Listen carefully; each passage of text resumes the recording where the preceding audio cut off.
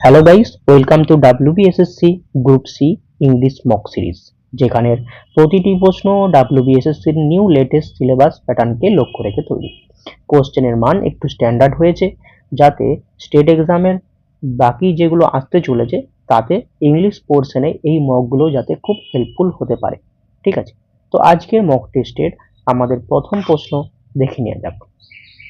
First বলেছে a bolt from the blue এর অর্থ কি? A bolt from the blue হচ্ছে একটা ইডিয়ম, যার মানে হলো অ্যান আনএক্সপেক্টেড ডিজাস্টার।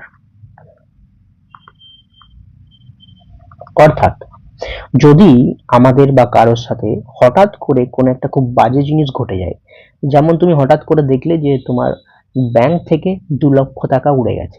এখন সেই জিনিসটা তোমার কাছে এক্সপেক্ট ছিল না, আনএক্সপেক্টেড, এবং এটার কারণে তোমার একদম মাথায় হাত পড়ে গেছে। তোমার কাছে এক সময় এটা একটা মানে দেখতে গেলে একটা ডিজাস্টারের মতো। সেইটাকে আমরা বলতে পারি যে বোল্ট ফ্রম দ্য ব্লু, মানে একদম বজ্রাঘাত। তো অপশন এ সাডেন ডিজাস্টার এটার হবে সঠিক অ্যান্সার। ওকে। 2 বলেছে a government by divine guidance. এই গভর্নমেন্ট বাই ডিভাইন গাইডেন্স, এই ডিভাইন কথাটা থেকেই এর অর্থ হয়ে গেছে যে কোনো একটা গভর্নমেন্ট মানে সরকার, যেটা তোমার হচ্ছে ঈশ্বরের নির্দেশে চলছে, ঈশ্বরের নির্দেশে চলছে। ঠিক আছে, এটা ওয়ান ওয়ার্ড সাবস্টিটিউট। তো যদি ঈশ্বরের নির্দেশে কোনো গভর্নমেন্ট চলে থাকে তখন তাকে বলা হয় থিওক্রেসি। ঠিক আছে, তো এখানে শর্ট ফর্ম কি, থিও থাকলেই সেটা কিন্তু ঈশ্বরের দ্বারা চলে। আচ্ছা, এপি, এই এপি কথাটা থেকে যুক্ত হচ্ছে ধর্মীয় যাজক। তাহলে কোনো গভর্নমেন্ট যদি ধর্মীয় যাজকদের যারা পরিচালিত হয়ে থাকে তাহলে তাকে বলা হয় এপিস্কোপেসি। যদি কোনো গভর্নমেন্ট ফিউ পিপিলের দ্বারা মানে কিছু তোমার হচ্ছে পাওয়ারফুল পিপিলের দ্বারা, প্রভাবশালী ব্যক্তিদের দ্বারা চালিত হয় তাকে বলে অলিগার্কি। তাহলে অলি থেকে হচ্ছে ফিউ, অলি মানে হচ্ছে কিছু। আর অ্যারিস্টোক্রেসি যখন বলা হয় তখন একটা গভর্নমেন্ট যদি তোমার হচ্ছে হাই ক্লাস পিপিলের দ্বারা চালিত হয়ে থাকে।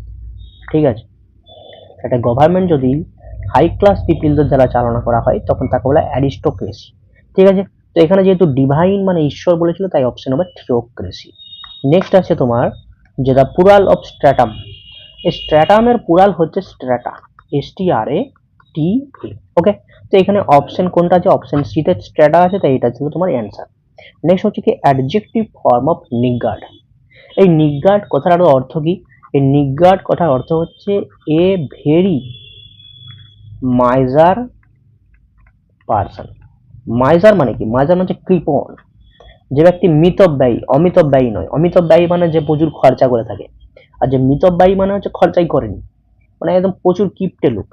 এই কোনো নিগার্ডকে, এই নিগার্ডকে আমরা কি করে অ্যাডজেক্টিভ ফর্ম করে থাকবো? দেখো, সবাই ভুল করে দেয়, সেটা হচ্ছে তেমন ধরো স্লোলি আছে না, স্লো থেকে LY যুক্ত করে স্লোলি মানে ধীরে ধীরে, তখন এটাকে হচ্ছে অ্যাডভার্ব। অর্থাৎ সবাই ভাবে কি LY যুক্ত থাকলেই অ্যাডভার্ব হয়ে থাকে, বাট না, বা অ্যাডজেক্টিভও হয় LY যুক্ত থাকলে। তাহলে নিগার্ডের এখানে অ্যাডজেক্টিভ হবে নিগার্ডলি। ঠিক আছে, নেক্সট তোমার দেখো 5 নম্বর, she is the best of the two. আমরা কম্পারেটিভ ডিগ্রিতে দেখি কি, যে কম্পারেটিভ ডিগ্রিতে অ্যাকচুয়ালি তোমার দুইজন ব্যক্তির সঙ্গে তুলনা করা হয়ে থাকে।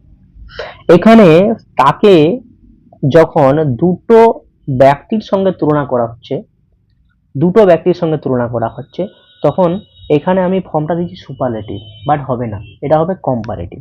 দেখো, এখানে বলছে কি C is the best of the two, মানে দুজনের মধ্যে সে কিন্তু বেস্ট। তাহলে মনে রাখতে হবে, যখন কোনো ব্যক্তিকে দুজনের মধ্যে তুলনা করা হয়, দুজনের মধ্যে একটাকে তুমি তুলনা করছো, দুজনের মধ্যে ও বেস্ট, তখন কিন্তু সেটা বেটার হয়। আর বেটারটা ডি এর পরেই বসে, তো এখানে উত্তর হবে C is the better of the two. এখানে আমি কেন ডিটা তুললাম? দেখো, আমরা জানি কি ডি এর পরে ST মানে সুপারলেটিভ ডিগ্রি হয়, আর কম্পারেটিভ ডিগ্রিতে ডি বসে না, বাট কম্পারেটিভ ডিগ্রিতে পরে তোমার দেন বসে। বাট যখন কোনো দুটোর মধ্যে একটা ব্যক্তিকে তুলনা করা হয়, ঠিক আছে, তখন কিন্তু দা বসবে এবং দায়ের পরে তোমার হচ্ছে কম্পারেটিভ ডিগ্রিটাও বসবে। তো এটা ছিল তোমাদের মধ্যে একটু ডেপথ নয়। তো চলো নেক্সট কোশ্চেনটা দেখা যাক। He is the only man I know who can laugh at himself. তাহলে he is the only man, সে হচ্ছে একমাত্র ব্যক্তি, আমি যাকে জানি, who can laugh at himself, যে তার প্রতি হাসতে পারে। এখানে আই নো হু, যে, তাহলে হু বলতে যে বোঝাচ্ছে, তাহলে এখানে ঠিকই আছে, এখানে কোনো ভুল নেই। তো অপশন ডি নো ইমপ্রুভমেন্ট এখানে কিন্তু অ্যান্সার হয়ে যাবে। নেক্সট প্রশ্ন হচ্ছে কি সিনোনিম অফ ডরম্যান্ট। ডরম্যান্ট কথার অর্থ হলো যে এক্সটিংক্ট। ডরম্যান্ট কথার অর্থ হচ্ছে এক্সটিংক্ট, EXTINCT। তারপর সরি একটু ভুল হচ্ছে, এক সেকেন্ড। হ্যাঁ, নেক্সট কোশ্চেন হচ্ছে সিনোনিম অফ ডরমেন্ট। ঠিক আছে, তো ডরমেন্ট কথার অর্থ হলো এক্সটিংক্ট। এক্সটিংক্ট মানে হচ্ছে ধরে নাও যে যেটা আগে মানে কখনো হয়নি, সুপ্ত অবস্থায় রয়েছে, সেটাকে আমরা ডরমেন্ট বলে থাকি। অপশন এ হচ্ছে আনপ্রেসিডেন্টেড। আনপ্রেসিডেন্টেড কথার অর্থ হলো যেটা আগে হয়নি, মানে never happened before.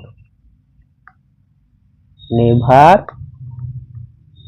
Happened before, এটাকে আমরা বলি আনপ্রেসিডেন্টেড। থ্রিলিং মানে কি? থ্রিলিং মানে যেটা একটু ভয়ানক টাইপের, একটা ভীত টাইপের, রোমাঞ্চকর টাইপের, বা আমরা বলতে পারি যে এক্সাইটিং, এরকম একটা ব্যাপার, এক্সাইটিং মোমেন্ট। হ্যাঁ, সেটাকে আমরা থ্রিলিং বলে থাকি। স্পেকটাকুলার মানে যেটা দেখতে খুব সুন্দর হয়ে থাকে, মানে যেটা ইমপ্রেসিভ টাইপের হয়ে থাকে, দৃষ্টিনন্দন হয়ে থাকে, সেটাকে আমরা বলি স্পেকটাকুলার। আর এফেক্টিভ বলতে বোঝাচ্ছে যেটা একটা যে ডিজায়ার্ড, কাঙ্ক্ষিত একটা রেজাল্ট, সেটাকে আমরা তোমার হচ্ছে এফেক্টিভ বলে থাকি, প্রভাবশালী এরকম একটা। তাহলে ডরমেন্ট এখানে এক্সটিংক্ট মানে সুপ্ত। তাহলে এখানে অপশন এই একমাত্র করার মতো উত্তর হবে, মানে এটা আগে কখনো হয়নি। ডরমেন্ট তোমার যে আগ্নেয়গিরি, সেটা আগে এখনো হয়নি সুপ্ত অবস্থায়, বাট পরে তো হতে পারে। তো এখানে অপশন এ তোমার কারেক্ট হলো, মানে নিয়ারেস্ট মিনিং মধ্যে এটাই তোমার মিললো। নেক্সট হচ্ছে কি অ্যান্টোনিম অফ মনোটোনি, এর বিপরীত শব্দ। মনোটোনি বলে আমরা বলি না মনোটোনাস লাইফ, মানে একঘেয়েমি জীবনকে বলা হচ্ছে মনোটোনি। তাহলে মনোটোনি কথার অর্থ হচ্ছে একঘেয়েমি, একে বলা হয় মনোটোনি। অপশন এ হচ্ছে এনথুসিয়াসিজম।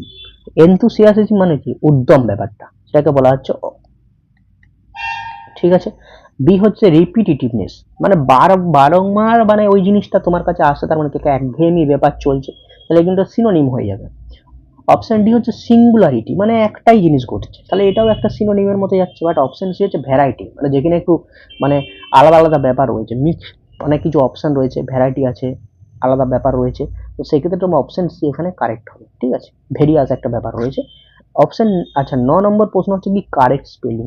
এখানে সৌভিনের বলাচ্ছে, তো SOUVENIR, সৌভিনির এর অর্থ হলো স্মৃতিচিহ্ন, বা আমরা বলে থাকি না স্মারক, এইটা। ঠিক আছে, অপশন এ এখানে ঠিক ছিল।